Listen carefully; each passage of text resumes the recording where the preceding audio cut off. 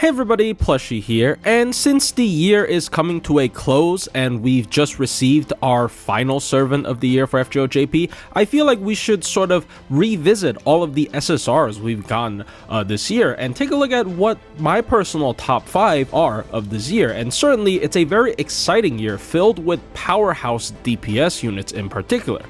So this is going to be a more casual video. I've had hot take videos on most of these servants I'm going to include on this list, so if you want more details, you can check them out. I will link them in the description. Anyways, hope you guys enjoyed the video. Let's get into the top 5. My number 5 Servant of the Year is Ruler Melusine. And you know the list is about to be super stacked when we start with Ruler Melusine. She is an AoE arts ruler that is a really good AoE arts looper. Her refund at 5 hits AoE arts MP with a base 0.42% gain per hit is above average and on par with characters like Summer Kama, right? The MP also ramps up attack up by 20%, but it also ramps up her crit damage by 30% for 3 turns whenever she MPs. So she can get all the way up to 90% crit up on the 3rd turn just from her MP alone. And usually it stays at about 60% because she can loop her MP super easily. The MP also has a static anti-earth by 150%, which is traditionally the best coverage anti-trait in the game, even though it is very common, but it's so good. So it hits a lot of servants, but even more non-servant mobs. So as a neutral AoE arts looper, the MP is already looking very good. Her first skill is also really solid. 30% arts up for 3 turns helps her damage and refund even further. It also has another 30% crit up for 3 turns, so it even more so solidifies her critical playstyle. And finally, it also gives her a 30% anti-chaotic for 3 turns as well. Now the number is not awfully huge, but chaotic is also a super common trait. It's also a P mod, meaning that unlike the anti-earth, this also applies to her face cards. And you already saw her MP can ramp up her attack up and her crit up, and this skill has additional crit up, so she can actually do a lot of crit damage already on her own. So if she's fighting against a chaotic boss, this just helps it even more. Her second skill helps her crit more consistently. It's a combination of a star bomb and a star per turn skill, and even if we don't consider the ridiculous amount of stars that she gets extra when she's in waterside or airspace battlefields, I still think this is a really solid skill. It also has a 5-turn cooldown, which is really high uptime. And finally, her third skill is sort of when everything goes a little bit crazy. So it's an 80 MP battery with a 6-turn cooldown. We never see this on SSRs. They always have them at 7-turn cooldown. So having this at 6 is pretty insane. And especially considering the 2 additional effects that tags onto the 80 battery is also really good. 2x 3-turn invul makes the hard survival not awkward despite being on the same skill as her battery because it lasts 3 turns, and 30% MP damage up is just another great steroid for her looping damage. Her refund is already above average, but on top of that, she has a way bigger battery than all her other competition. This actually allows her to loop on any number of enemies of any class, as long as she does enough damage. I've did the calculation. If you want to know more details about that calculation, you can go to check out her hot take video I made on her. So really strong AoE arts looper. In my opinion, she outclasses Space Ishtar and Summer Kama easily. Her main competition comes in the form of Summer Ibuki. They have so many overlaps. Summer Ibuki doesn't refund as good as her, but Summer Ibuki, because she is a berserker, she just does so much more damage than her if put under the same circumstances. And Summer Ibuki also has anti-earth. Looking at that way, Summer Ibuki is almost always going to be the better choice because you don't really need that much refund for most farming nodes. Summer Melusine is a little bit overkill actually in that aspect. So unfortunately, Summer Ibuki might just be a better pick than Melusine. That's why she's only at number 5. But don't get me wrong, I think Melusine's ability to ramp up her crit damage and being a ruler that is technically 4 times as tanky as Summer Ibuki against certain challenge quests, I definitely will prefer her over Ibuki in certain cases, but more so in the challenge quest sort of department rather than farming department, because in farming, tankiness really doesn't matter, and Berserker is just too good of a class. The number 4 Servant of the Year, in my opinion, is Tezcatlipoca. His MP is another AoE Arts MP with 4 hits and a base hit gain of 0.41%. So this looks a lot worse than Melusine, but his MP actually charges the entire party with 10 extra MP. So it's really useful. It doesn't just help himself get better refund, it also helps his supports. If you're using him in a challenge quest, it charges Castoria's MP very easily, and the MP also has Invoke Pierce, which is a really good challenge quest effect. And of course, the MP also ramps up. It ramps up MP damage ups like Space Ishtar at 20% as well. So even though he's an assassin, if you have him at higher MP levels, I think you can use him as a universal arts looper in some cases, because he also has really strong self-steroids, which we will get into right now. His first skill is a base 20% charisma, but also buffs anyone who has guts on them by another 20% attack up.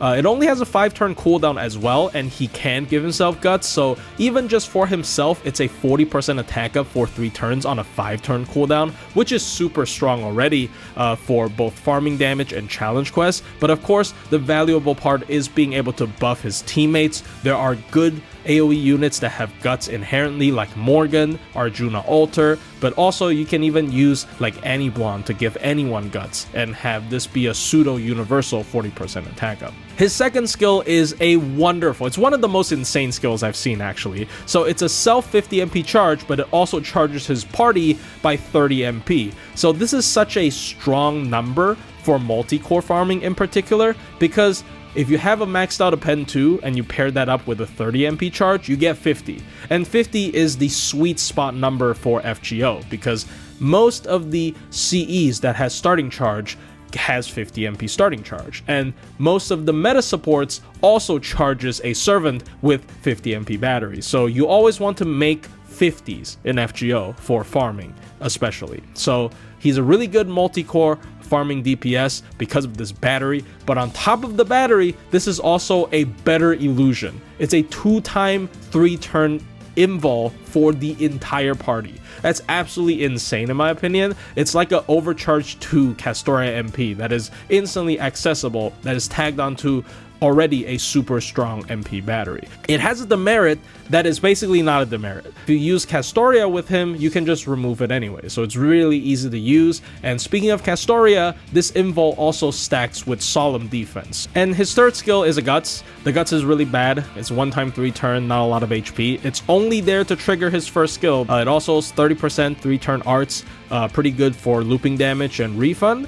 And it also gives him 50% anti-divine for 3 turns and 50% anti-super large for 3 turns. So these are relatively common traits. Divine is obviously very common, but super large is surprisingly common in farming nodes. A lot of those 90 plus or 90 plus plus farming nodes, their middle boss are super large, like the serpent that drops eggs from Lost Spell 4, for example. In fact, that boss is both divine and super large, so he's gonna have 100% anti-crit against it. So overall, Tez is a servant that fits in any team. He's a great challenge quest DPS, he's a great arts looper, as I've said before, but he's also a great multi-core support. You can even run something like Double Tez. Both of them gets 80% attack up, and also both of them start with 80 MP charge, because they have 50 self, 30 for each other. Double Tez is a team that probably struggles in most 90 plus plus nodes, but for like 90 plus or like normal free quests, this is a super convenient farming team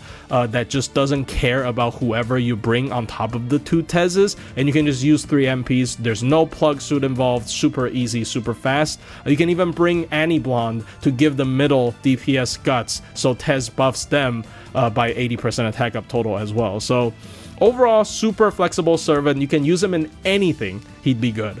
The reason why he's only number 4 is that for multi-core farming, MP levels on him is still kind of required, even though that is kind of the case for most multi-core DPSs anyway. And secondly, if you want to use him just as an arts looper, he's still gonna lose to the top tier universal options like Melusine and of course Summer Ibuki because of his inferior assassin class. Number 3 on my list is Kukulkan.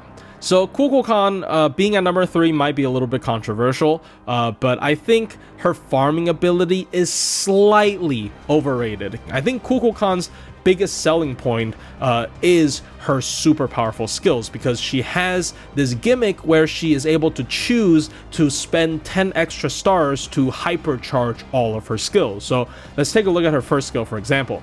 It's a 20% attack up for 3 turns and crit resist by 30% for 3 turns on a 5-turn cooldown. It's just a pretty solid skill, nothing crazy, but if she spends 10 stars on it, she gets another 30% attack up on top of it for 3 turns. So this instantly becomes a 50% attack up for 3 turns on 5-turn cooldown, which is absolutely bonkers for a DPS. And this happens with her third skill as well. So her third skill is a self-invol for a turn, and it also increases her buster by 30%, crit up by 50% on a 6-turn cooldown. That's already super solid, but if you spend 10 stars to boost this, she gets an additional 30% MP damage up for 3 turns. So when you consider Buster looping and double casting both of these steroids, she starts to have very insanely stupid numbers. Being a Buster servant also allows her to bypass the star requirement, because Koyan Light can just star bomb on turn 1, so she doesn't really care about this on the first turn to upgrade these skills, and she won't care about it after the first turn because her MP makes 30 stars. She made sure that whenever she MPs, she's able to upgrade all 3 of her skills. So the MP itself is Anti-Earth, AoE Buster. This is why I like to cry about it, because Koyan Dark is another AoE Buster foreigner that has Anti-Earth, but her MP damage is like half of Kukulkan, or even lower, which is very sad. Kukulkan also has anti-threat to humanity. That is a PMOD, so it actually applies to her face cards as well. And there's a lot of foreigners that are actually threat to humanity. So Kukulkan can actually demolish them really easily, because foreigners deals double damage to foreign. A lot of people think Skill Seal is bad. Personally, I think Skill Seal is almost always a positive effect, because you'd rather take a hit than have the enemy use a really annoying skill. At least in my opinion. Kukulkan, obviously, you know, her being a Buster Looper, doing super crazy damage. I don't think we really have to talk more about that. Everybody knows it already. But on top of that, she is also a super strong solo unit, right? She has Triple Buster, so she can always just keep doing Triple Buster for maximum damage. But she also has really good arts cards, because she only has 1 arts card. So if you do MP, QA, Mighty Chains, she can loop her MP pretty easily in solos. Of course, her MP makes 30 stars, so she also has super consistent crit damage. And also on top of that, her passive is 20-30. She has 10 stars per turn just as a passive. You know, they made sure that she would never run out of stars, even though her skills need to consume stars. Her passive also turns any invul effect into solemn defense. I don't actually think this is that crazy of an effect, because invul pierce is not that common of a gimmick nowadays, but still, if you're running into something with invul pierce in particular, this is really good, because it's not just her own invul that turns into solemn defense. If you put like an Atlas Mystic Code's invul on her, it will also turn into solemn defense. So against certain bosses, she also has this niche to anti-invul pierce. And why she's such a good solo servant also has something to do with her second skill, which we didn't look at and we'll look at right now. So her second skill is a 50 MP battery, but if you upgrade it, it also gives her a 2x 3-turn evade and 3-turn sure hit, being able to alternate between a solemn defense on a 6-turn cooldown on her third skill and a 2x 3-turn evade on her second skill. She actually can avoid taking hits for multiple turns on end. You can even pop those 2 skills together and protect the evade with the solemn defense for a turn and let that cooldown reduce by 1 for free. So there's a lot of ways that Kukulkan can actually solo extremely well. All in all, Kukulkan has basically everything you could ever want in a Buster AoE DPS. She has great survivability, she has a wide coveraging, high damaging MP, as well as great card damage, and also she has a seemingly endless amount of stars that she can generate throughout her entire kit, and her self-steroids are absolutely massive. The only gripe I have with her is that despite being a foreigner class servant, she does not have the existence outside of the domain passive, making her the first foreigner servant that does not have synergy with Van Gogh. The reason why she's only in number 3 is because of her farming, and it's not really her fault per se, but more so Buster Looping as a whole. So Buster Looping has this fatal weakness where their damage peaks very high on the 3rd wave, but a lot of times is actually not enough in the 1st and 2nd wave, and she doesn't have any unique gimmicks that allow her to run Cs like Black Grill, so she's forced to use 50 MP start Cs like most other Buster Loopers, like Morgan, like Arjuna Alter and whatnot. So she doesn't really solve any problem that already pre-exist in most Buster Looping comp. I'm only going to put her in number 3, but in terms of a overall sort of DPS that wants to just handle boss fights, she absolutely can destroy most of them. In my opinion, the second best servant released this year is Draco, or Sodom's Beast. She's a very unique case where she's very much carried by her class. So her Beast class allows her to do super effective damage against the standard 7 classes and also take half damage from the standard 7 classes. Essentially, she's offensively a berserker, but defensively a ruler. Arguably even better because she has full class advantage against berserkers as well, doubling as a foreigner kind of to counter berserkers. Her MP further pushes this concept. It's a single target arts MP with 8 hits, giving her pretty decent refund despite being a single target MP, but more importantly, it deals extra damage against servants of these 7 classes. This gives her extremely wide coverage, being able to hit with super effective damage, and then also anti-trait. However, the catch is that she does have damage to extra class servants and also takes double damage from them. On top of that, the MP's anti-servant also does not trigger if the servant is not of the standard 7 classes. So Draco just completely folds against an extra class. Quite a trade-off. Her skill set is also, in a vacuum, not actually that strong in my opinion if we don't consider her class. Her first skill is a nice 666 pun with 6 hit of critical damage up by 30% as well as 1000 damage cut and also 10% MP charge, all on 7 turn cooldown. So technically, if we only look at the MP charge per turn, it has a very long duration and very short downtime. However, when you look at crit ups as well as damage cuts that are calculated by hits, usually they are exhausted within 2 to 3 turns. So actually this has quite a long cooldown with not very amazing numbers. The damage cut is only good when she is resisting the enemy's attacks, because that would make it essentially a 2000 damage cut instead of just 1000. Her second skill is arguably even worse. It has a nice steroid at 40% attack up for 3 turns. It also skill seals all enemies. However, it also has a demerit of charging all enemies by 1 gauge. Now, this effect doesn't always have to be a demerit. It can be a positive if you can time it, but the problem is you can't actually time this skill because the most important effect of the skill is to give her the special Holy Grail status. And only when she has this Holy Grail status, her third skill does things. So if you look at her third skill, its base effect is a buff removal resist by 100% for a single time for 3 turns, which is pretty nice for challenge quests. However, if she does not have the Holding Grail trait, that's it, which is absolutely a horrible skill in itself. However, when she does have this Holding Grail trait, it does give her a lot of good effects, such as Ignore Defense for 3 turns, which is another rare anti-CQ effect, one-time debuff immunity, which is kind of annoying, it gets used up very easily, but still pretty nice, anti-Dragon and anti-Roman by 40% each, and especially considering the Roman command code that comes with her event, you can technically make it universal, and of course it also comes with another 20% slow charge per turn for 3 turns, as well as heal boost. So there's a lot of great effects here. Not all of them are that relevant, but as a whole, this is a great skill. However, it's all based on the prerequisite that she has the Holding Grail trait, meaning that she has to absolutely use her skill 2 as often as possible before she uses her skill 3.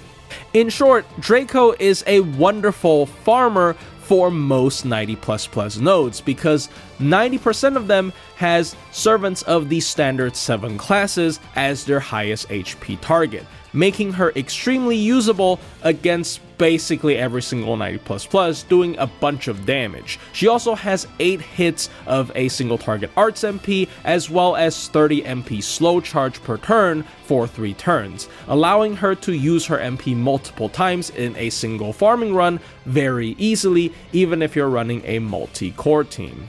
Draco in Challenge Quest is an even more terrifying force because now defensive class advantage can be taken into consideration.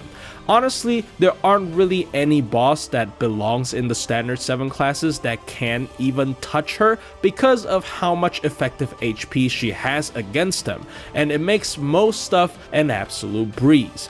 However, all of this instantly goes away as soon as you face off against a extra class enemy. She loses her anti-trade, she loses her class advantage, and now her lackluster skills will absolutely drag her down. So despite me putting her this high on number 2, it's only because, judging from the trend of Lysango right now, we will still be getting majorly 7 class servants for both farming as well as challenge quests. But do remember that it is always a possibility for Lysango to suddenly do a 180 and then start throwing extra class enemies at you in both farming and challenge quests, and suddenly Draco will become one of the most unusable servants in the game. So the risk is absolutely there, but I guess that's just kind of the risk you have to take when dealing with the devil. So finally, in my opinion, the best servant that came out this year on FGO JP is Summer Castoria. What a surprise, Castoria is broken. What's new? So, in my opinion, she is the end-all be-all universal single-target arts DPS. A way safer choice and way better coverage compared to Draco. She might not be as broken when she's fighting against the normal 7-class enemies, but she can deal with extra classes just as well, as opposed to Draco completely just folding in front of any extra class enemy. So let's take a look at her skill set first. Her first skill is 50 MP battery, 5000% star absorb up, and 50% crit up for 3 turns. So immediately, this is a crazy skill. Big battery paired up with huge crit steroid and massive star absorb up, completely bypassing the berserker disadvantage of having low star weight. So already crazy skill to start with. The second skill is a targetable 20 battery that also gives the entire team 20% MP gain up, and it also gives the target 2 stages of overcharge. So essentially she has 70 MP charge, which is so insane. And the fact that this is targetable also makes her team build very flexible. When she has too much charge herself, she can even help others to gain their missing MP charge in a multi-core setup. And finally, her third skill is a 3-turn 50% arts up, 3-turn 10 star per turn effect, and also an invul on a 6-turn cooldown. So this is just a massive steroid paired up with a great star engine that combos well with her first skill, and finally a good survival skill, especially for a berserker. Like having a 1-turn invul straight up for a berserker is very valuable. This actually allows her to solo some stuff despite being a frail berserker. So her entire skill set is like Summer Ibuki's skill set, but on crack. And finally, her MP is a single target 6-hit arts MP, and at a base 0.4% gain per hit. So it's not as good as Draco, but it's not like she needs more refund. She has 70 MP battery anyway. And the first effect of the MP is just solemn defense for 1 hit for the entire team, right? So that's really good. A lot of people might argue that this is actually a negative because, oh, what if I want to overcharge my caster Castoria's MP with my berserker Castoria's MP? So now when I do that, I just can't use solemn defense on the caster Castoria because I already have solemn defense from berserker Castoria.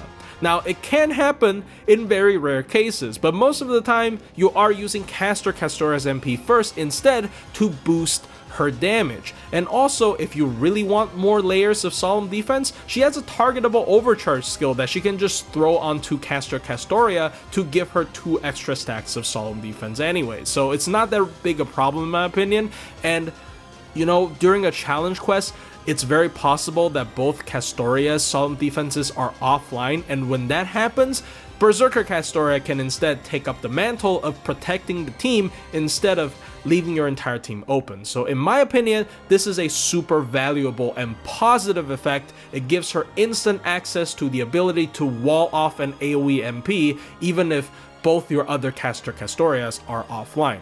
The MP also deals 150% extra damage against threat to humanity enemies, but you might say most threat to humanity enemies, especially servants that appear mostly during farming and challenge quests, are foreigners. So that kind of sucks, right? It's kind of counterintuitive for Berserker to have this. Let's keep looking. So another effect that most people actually just straight up ignore is 20% crit chance down for 3 turns, right? So if you don't know how crit chance works, most classes base crit chance is like 20% or lower. So if they don't have any self crit buffing skills, this skill at 1 stack is enough to prevent most critical damage coming from the enemies. And the fact that you can stack this up to 60% means that the enemies just cannot crit, period, most of the time. So this is actually also a super strong survival skill, especially for a Berserker. And finally, her overcharge is 50% anti-chaotic and 50% anti-divine. Both are super common, and these are P mods, so this means that they also apply to her face cards after her MP. Obviously, very, very strong, but also, finally, if you've noticed, most foreigner servants that are threat to humanity are also both chaotic and divine. So if you look at characters like Abigail, Hokusai, and Yang Guifei, if any of them appear in farming, Castoria can hit them with a triple anti-trade and actually deal more damage than neutral despite being resisted by them in class. So the devs made sure that Castoria has 0 weaknesses.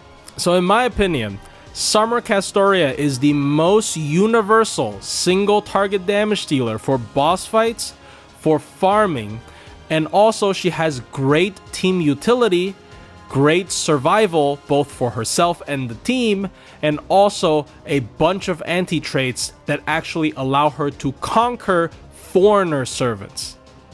So I think without a doubt, she is the absolute best servant that came out of this year. And I can't really fathom a stronger single target DPS coming out anytime soon. Anyways, hope you guys enjoyed this video. It is obviously a lot less formatted. I have hot take videos on all of these servants other than Kukulkan on my channel, so if you want to know more, check them out. I apologize about Kukulkan. I will probably make a hot take when she comes out on NA. But hope you guys enjoyed the video. Wish you guys the best of luck and Merry Christmas.